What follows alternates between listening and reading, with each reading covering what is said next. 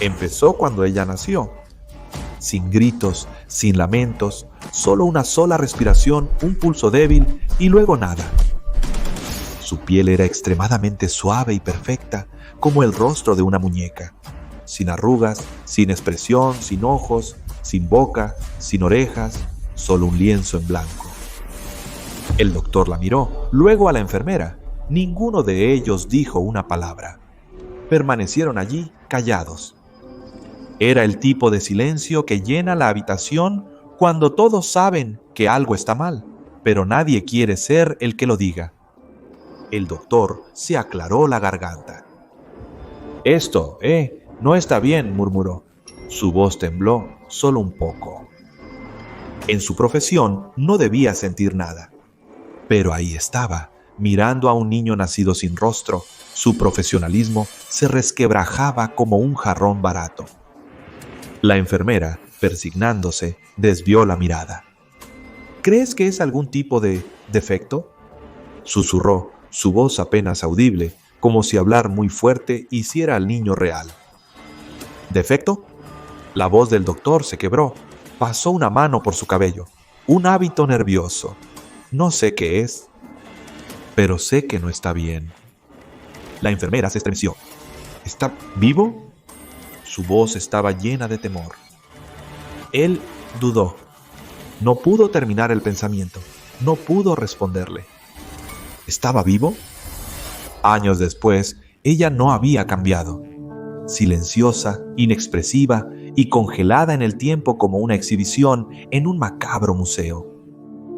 En los gélidos y lóbregos corredores de un orfanato, deambulaba como un espectro, observando, pero nunca participando. «Ni siquiera parece humana», susurró un niño, mirándola desde el otro lado del cuarto. La niña nunca reaccionó. No podía.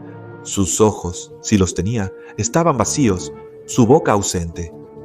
Ella era un enigma y eso los aterraba. «Creo que es humana, pero es como si no lo fuera». Otro susurró, subiéndose las mangas sobre las manos, como si temiera que su presencia pudiera tocarlo. «No la mires. Puedes sentirlo», una de las chicas mayores advirtió. «Si te mira y le devuelves la mirada, algo malo pasa. No te metas con ella». Pero los niños no podían mantenerse alejados. Su curiosidad y miedo los llevaban a observar desde la distancia. Y ella no hablaba, no reaccionaba, no hacía nada en realidad, excepto una cosa: sobrevivir, y no de la manera que nadie esperaba. Su piel, suave y flexible, tenía extraños agujeros antinaturales. No, su piel no estaba enferma ni rasgada. Los agujeros eran intencionales. Alguien los había hecho. Tenían un propósito. Estos eran para comida. La alimentaban como si fuera una máquina. Un cuidador anciano, de rostro arrugado y ojos hundidos, observaba con curiosidad a la niña, sentada, inmóvil, en su rincón. «¿Alguna vez te has preguntado por qué no necesita una boca?», le preguntó al cuidador más joven, que acababa de traer un tazón de papilla. El hombre más joven se encogió de hombros, negando con la cabeza. «Ella es diferente». El anciano se acercó, con una mirada penetrante. «Sí, bueno, ¿esa piel? ¿Crees que alguna vez se abrirá y hablará?». Miró de nuevo a la chica. «No cree que pueda». El cuidador más joven murmuró, casi asombrado. Y a la chica no le importaba. No necesitaba preocuparse. Era una observadora, una participante pasiva en su propia existencia, flotando entre la vida y la nada. No del todo aquí, no del todo ida. Todo siguió igual. La misma habitación fría, la misma papilla insípida en un tazón para nutrirla a través de los agujeros en su estómago. Las mismas miradas curiosas y aterrorizadas de los otros niños. Un día, los niños estaban sentados en el desgastado comedor. La pequeña niña estaba en su rincón habitual, intocada por el mundo. El zumbido constante de charlas y ruido apenas la afectaba. Era solo ruido. Pero siempre estaba ese hombre alto y delgado, el cuidador que no decía mucho. La observaba a diario con una intensidad silenciosa que le provocaba escalofríos. Los demás lo ignoraban, ya no preguntaban qué hacía desde hace tiempo. Un día murmuró para sí mismo, apenas audible: «¿Pensarías que parpadearía?». El cuidador más joven alzó la mirada, confundido. El hombre delgado ni siquiera apartó la vista de la chica. «Nunca ha parpadeado», dijo lentamente, sus palabras una mezcla de fascinación e incredulidad. «¿Ni una sola vez desde que llegó?». El joven observó brevemente a la chica. «Ella no tiene ojos». El hombre delgado se inclinó y susurró: «Ella no se mueve cuando debe hacerlo». El hombre más joven se encogió de hombros. «Tal vez ella es muy buena para quedarse quieta». Él ya no escuchaba, pero el hombre delgado sí. Su bloc de notas ya estaba afuera, las páginas llenas de pequeños garabatos cuidadosos. Observaciones, notas. Seguía cada uno de sus movimientos, sin importar cuán pequeños, sin importar cuán inquietantes. No la miraba como los otros, no tenía miedo. Estaba intrigado, obsesionado. La niña percibió la intensidad de su mirada. No sabía por qué, pero siempre lo sentía, como un tirón, una mirada que se clavaba en su piel. Su mirada era única, aunque no podía verlo, sabía que él la observaba. Pero la forma en que la miraba no era casual como la de los otros niños desde el otro lado del salón. Él la observaba intensamente, como si fuera lo único que valía la pena mirar en el mundo. Jamás habló ni preguntó, solo observaba. Quería preguntarle por qué la miraba tanto, pero no lo hizo. No podía, pues no tenía boca para hablar. ¿Estaba él esperando algo? ¿O solo observaba para ver cuánto aguantaría ella antes de que su piel se desgarrara? Su 14º cumpleaños pasó desapercibido, sin celebración ni pastel. Nadie lo recordó. Al orfanato no le importaba. ¿Por qué debería? Pero a ella sí. Percibía una transformación en su interior. Aún desconocía qué era, pero se arrastraba por su cuerpo como un veneno lento. La piel de su antebrazo comenzó a moverse y ondular, como si ya no estuviera bien sujeta. Un movimiento pequeño y extraño, imperceptible para otros, pero no para ella. Comenzó con un cambio sutil, una tensión en su piel, como si algo invisible intentara mantenerla quieta, contenerla, evitar que se descontrolara. Pero su cuerpo se estaba volviendo inquieto. Su dermis, su piel, esa extraña y suave capa, comenzó a estirarse, tirar, apretar, como una prenda ajustada que ya no le queda. Se onduló y retorció desesperadamente, como si intentara escapar. Quería gritar, pero para mi sorpresa no tenía boca ni voz. Y el cuidador, él también se dio cuenta. Sus ojos se abrieron de par en par, como si hubiera visto algo precioso. Una sonrisa se extendió lentamente por su rostro mientras garabateaba frenéticamente en su cuaderno, golpeando su bolígrafo como si tuviera una revelación profana. Movimiento autónomo, reacción epidérmica, posible acción independiente de la dermis, murmuró bajo su aliento, demasiado emocionado para alguien con años de experiencia con estos niños. Los niños también lo notaron. Bueno, algunos de ellos lo hicieron. Los demás, habituados a ignorar a la niña extraña, ahora la miraron. Los susurros se deslizaron por la habitación como veneno, con ojos entrecerrados. «Mira, ella está haciendo algo». Uno de ellos jadeó. «Ella se está moviendo, no está muerta». Su piel se movía como si tuviera mente propia. En ese momento, el cuidador, quien la había estado observando obsesivamente, dio un paso adelante. Su rostro, normalmente inexpresivo, ahora estaba contorsionado con lo que solo podría describirse como una emoción clínica. «¿Tienes hambre?», dijo, como si estuviera hablando con un niño que se había portado mal. Su voz era demasiado suave. «Yo lo arreglaré». Con manos temblorosas, pero sin miedo, tomó los largos tubos de alimentación de la mesa sin esperar una reacción. Era por algo más oscuro, algo demasiado emocionado. Él insertó un tubo largo, frío y estéril a través de los agujeros en su piel antes de que ella pudiera reaccionar. El sistema de alimentación, que siempre había funcionado antes, no lo hacía ahora. Sintió cómo los tubos se deslizaban en ella, empujando profundamente en su estómago. Sus manos se movieron rápidamente, con fuerza. No le dio la oportunidad de resistir. «Necesitas esto», murmuró, golpeando la bomba, viendo la papilla de comida fluir. Pero los agujeros en su piel ya no se alineaban con su estómago. Era como intentar meter un clavo cuadrado en un agujero redondo. La comida se atascó. Su piel, antes dócil, presionaba y apretaba, no dejaba pasar nada, lo rechazaba. Sentía la comida atascada, presionando sus entrañas. La presión aumentaba, aguda, como si su cuerpo estuviera siendo estirado, sofocado por algo ajeno. «Vamos», instó, como convenciendo a un niño terco a dar un mordisco. «Te sentirás mejor, solo déjalo pasar». Pero la comida no avanzaba. Su piel se apretaba, devolviendo la comida por los tubos. Cuando intentó bombear más, la presión se volvió excesiva. Su estómago y cuerpo se convulsionaron en resistencia. La comida se agitaba dolorosamente dentro de ella, mientras su cuerpo la rechazaba violentamente. El dolor golpeó como un camión. La intensidad y profundidad eran abrumadoras, al punto de no poder pensar con claridad. Sin boca, no podía gritar, pero de haberlo hecho, el sonido habría rebotado en las paredes como el lamento de una banshee. No podía llorar. Si tuviera ojos, las lágrimas habrían caído, pero la frustración se extendió por sus mejillas como ríos fantasma. Su cuerpo se retorcía y doblaba. Cada movimiento se sentía como una traición de su propio ser. Mientras tanto, la habitación del orfanato zumbaba con el ruido habitual. Tazones de metal raspando, pies arrastrándose por las tablas desgastadas del suelo y el murmullo de voces demasiado aburridas para importarles. Un chico en la esquina la observaba, un flacucho no mayor de 12 años. No era la primera vez que notaba sus rarezas.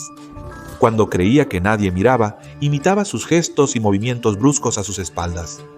Como en ocasiones anteriores, la provocó, insultó, hizo muecas y se burló de ella. El chico, cambiando de pie a pie, entrecerró los ojos, intrigado por cómo ella luchaba. «¿No te cansas nunca de estar roto?», se burló lo suficientemente alto como para ser escuchado sobre el ruido general. «Has estado así para siempre, ¿no es así?». La niña pequeña no se inmutó ni reconoció a la persona. Su rostro permaneció volteado, moviéndose su cuerpo de forma extraña y desarticulada, cual si batallara consigo mismo.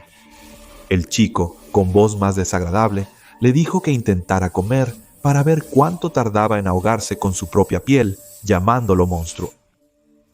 Algo se quebró en su interior. Era inexplicable, inesperado e irracional. Simplemente estaba allí. Un reflejo, un impulso violento. Su mano se movió instintivamente, a una velocidad incontrolable. Al principio no lo sintió, pero luego el chico ya no estaba de pie. Se desplomó en el suelo. Ella estaba de pie sobre él, temblando. Sus manos temblaban. Su piel estaba viva debajo, retorciéndose y cambiando, como incrédula ante lo que había hecho. El niño abrió la boca, pero no emitió sonido alguno. Jadeó, luchando por respirar, sus dedos arañando su garganta. Sus ojos estaban muy abiertos, confundidos y aterrados. Su piel se onduló nuevamente, como si absorbiera todo. Era demasiado para que ella pudiera comprender. Dio un paso lento hacia atrás. Su cuerpo se movía de manera brusca y descoordinada, como si ya no tuviera el control, como si nunca lo hubiera tenido.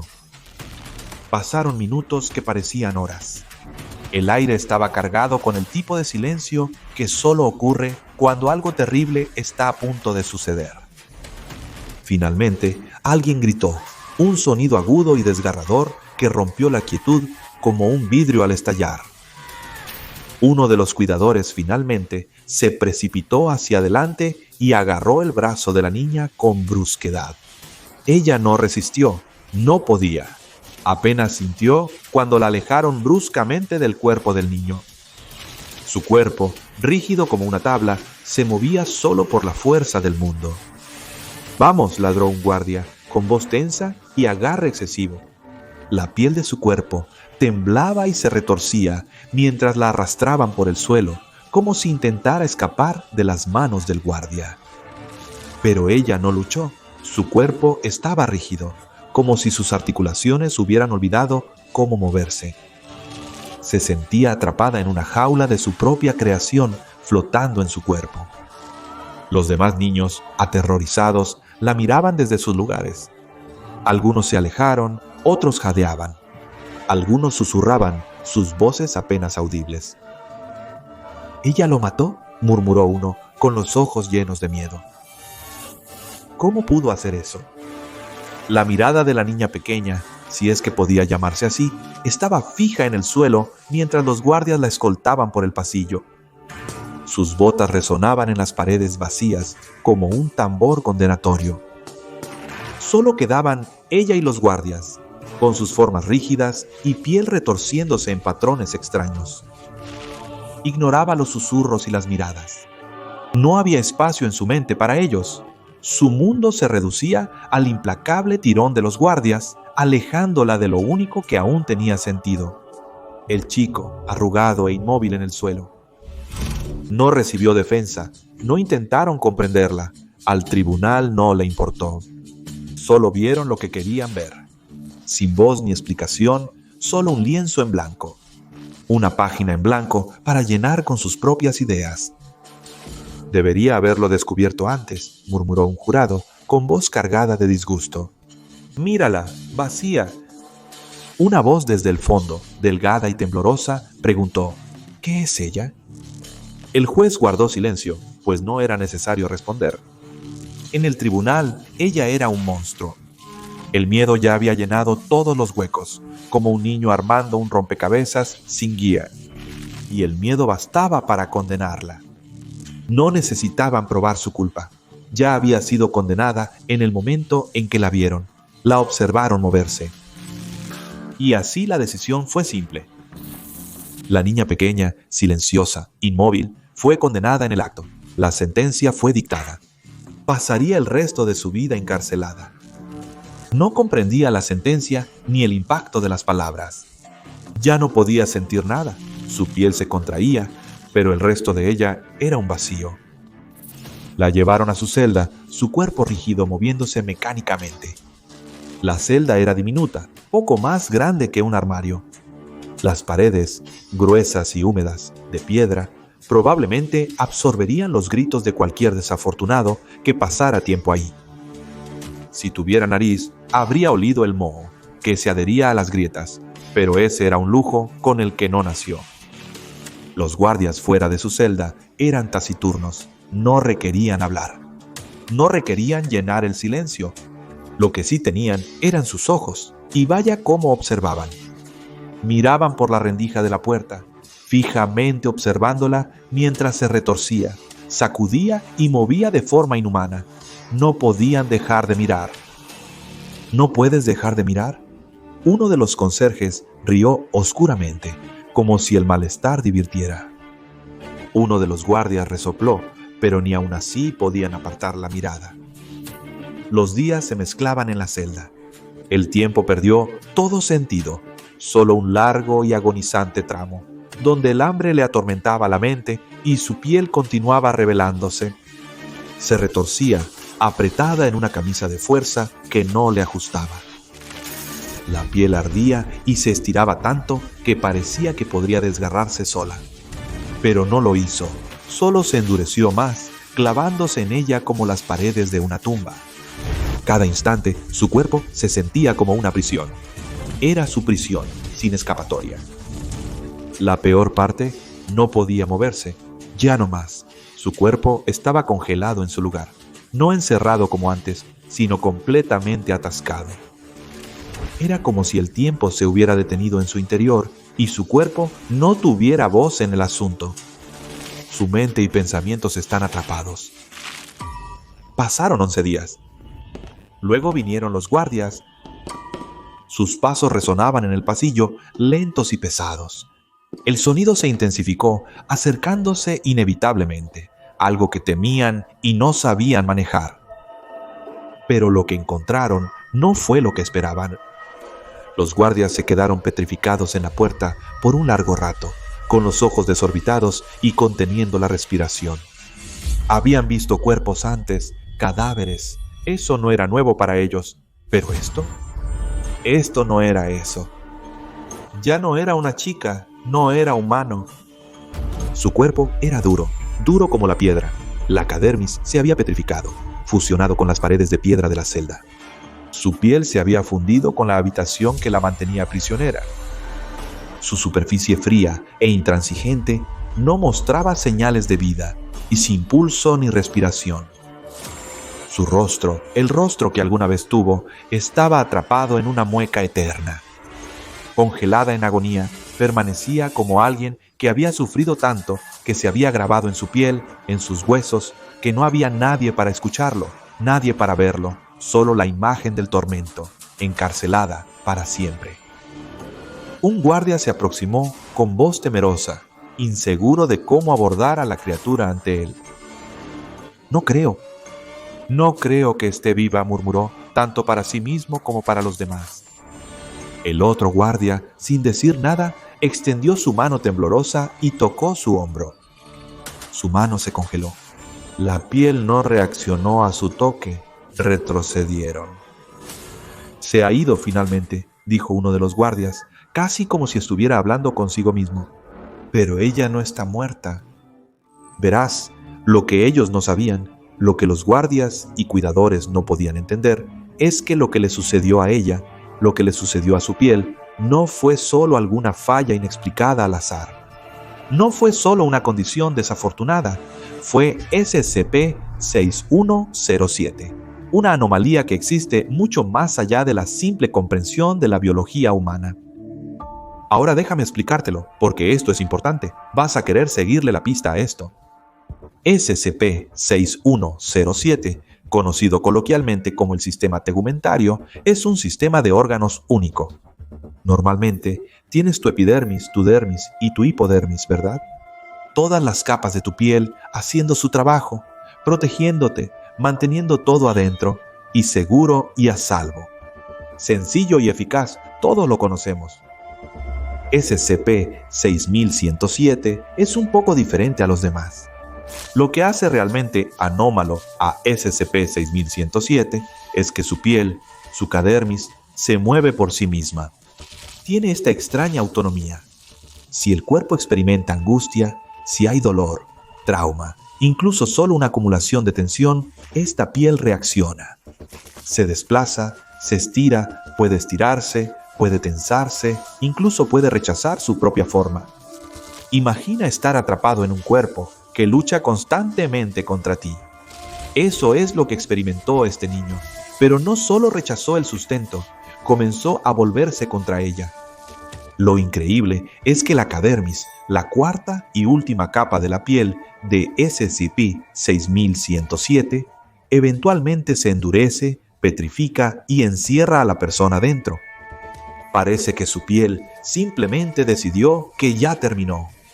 Cansada de intentar mantener vivo el cuerpo, de funcionar como una barrera que se convierte en prisión. Y cuando eso pasa, termina. La transformación está completa. El cuerpo queda atrapado en ese estado aterrador e inmóvil, congelado en el tiempo, en un estado permanente de angustia. Eso es lo que vieron en la celda. Pero la ciencia detrás de esto es lo que realmente se vuelve interesante. No es exactamente una enfermedad. Es un proceso biológico, uno que ocurre cuando el propio sistema tegumentario del cuerpo comienza a moverse independientemente. Y ese movimiento, esa transformación, no es solo para mostrar. Es un mecanismo de defensa en respuesta al estrés y estímulos inmanejables para el cuerpo. El cuerpo está reaccionando de formas en las que no debería poder hacerlo. Por eso es tan inquietante. No es solo un cuerpo, es algo vivo, algo que lucha por su supervivencia, incluso si tiene que destruirse a sí mismo para hacerlo. La cadermis no pasa de normal a piedra instantáneamente, sino que hay una progresión gradual. Notarás las primeras etapas, lo que llamamos transferencia dérmica, donde la piel comienza a moverse independientemente de las otras capas. Este es el primer signo de que algo va mal. experimentas un extraño e involuntario desplazamiento de la piel. No es como reacciones cutáneas comunes, como la piel de gallina o la sudoración. Esto es distinto. Es la dermis decidiendo combatir por sí sola lo que ocurre debajo de ella. Es una respuesta no del cerebro, sino de la piel misma. A continuación entramos en lo realmente importante, la hipodermis. En la mayoría de las personas, la hipodermis, la capa de grasa subcutánea, simplemente está presente. Almacena grasa, aísla y mantiene todo en su sitio. Pero con SCP-6107, la hipodermis no se queda quieta. Reacciona, se distiende, se tensa. Es como si estuviera vivo, fluyendo, luchando contra lo que sea que cause el trauma. Esto es muy raro. En la mayoría de las personas, la hipodermis simplemente hace su trabajo sin alterarse, pero no con SCP-6107. Finalmente, llegamos a la etapa de petrificación. La cadermis se endurece rápido, se solidifica en algo más parecido al cartílago o al hueso, casi como si tu piel se estuviera convirtiendo en piedra. Es una transformación irreversible y aterradora. El cuerpo, que debería estar vivo, se congela en el tiempo, un monumento a algo que fue al extremo. No está solo muerto, sino encarcelado. El proceso no mata a la persona de inmediato. El cuerpo aún funciona, pero está perdiendo el control lenta e inexorablemente. La mente, los pensamientos y la humanidad están atrapados en esta cáscara fría e insensible. Es el último y trágico acto de un cuerpo que ya no sabe cómo ser. Entonces, ¿qué significa todo esto? ¿Por qué es tan importante? No es solo un fenómeno médico inusual, es una anomalía que difumina la línea entre la vida y la muerte, entre lo natural y lo antinatural. La niña en la celda no era solo una persona, era víctima de un proceso mucho más allá de su control. Y ahora, ella es parte de la anomalía, atrapada para siempre en su propia transformación. Verás, SCP-6107 no es solo piel. Es una advertencia, un recordatorio de lo que sucede cuando nuestros cuerpos, cuando cualquier cosa decide que ha terminado, y cuando decide eso, no hay vuelta atrás.